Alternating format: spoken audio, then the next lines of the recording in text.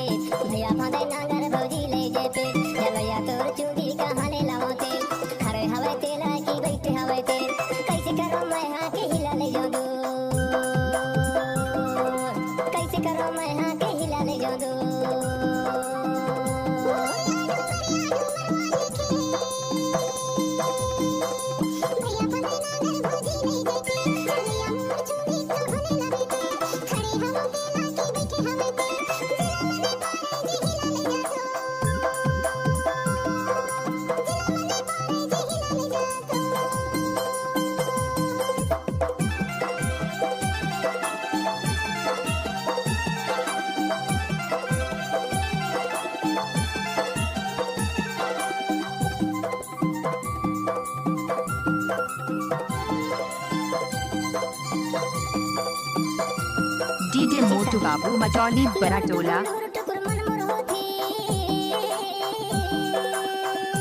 Mobile number 7972571480।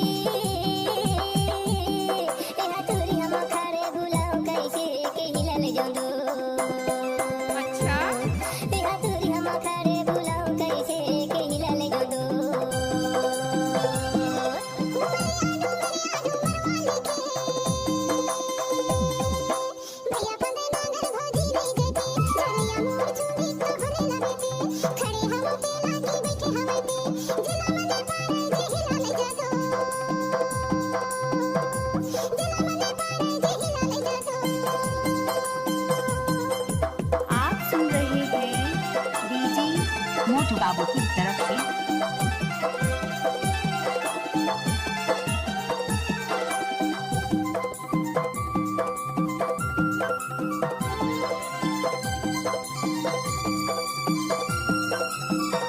DJ मोटू बाबू मचौली बराटोला।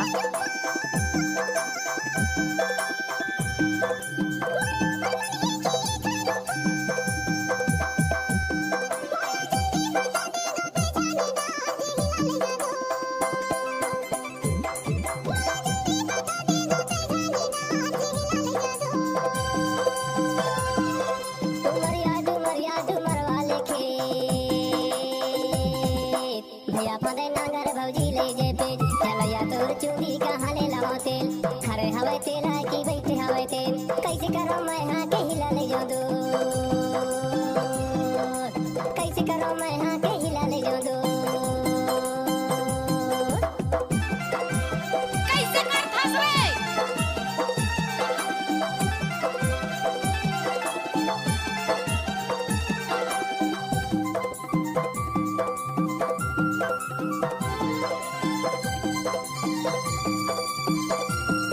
DJ मोटू बाबू मचौली बराटोला।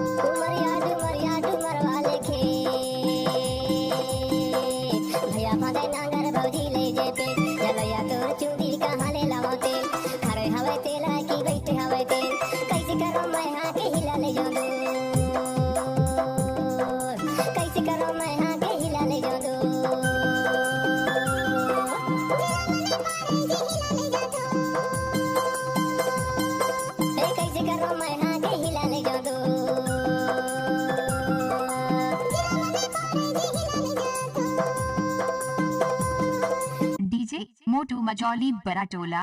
नवा नवा गाना सुने बर हमार यूट्यूब चैनल ला सब्सक्राइब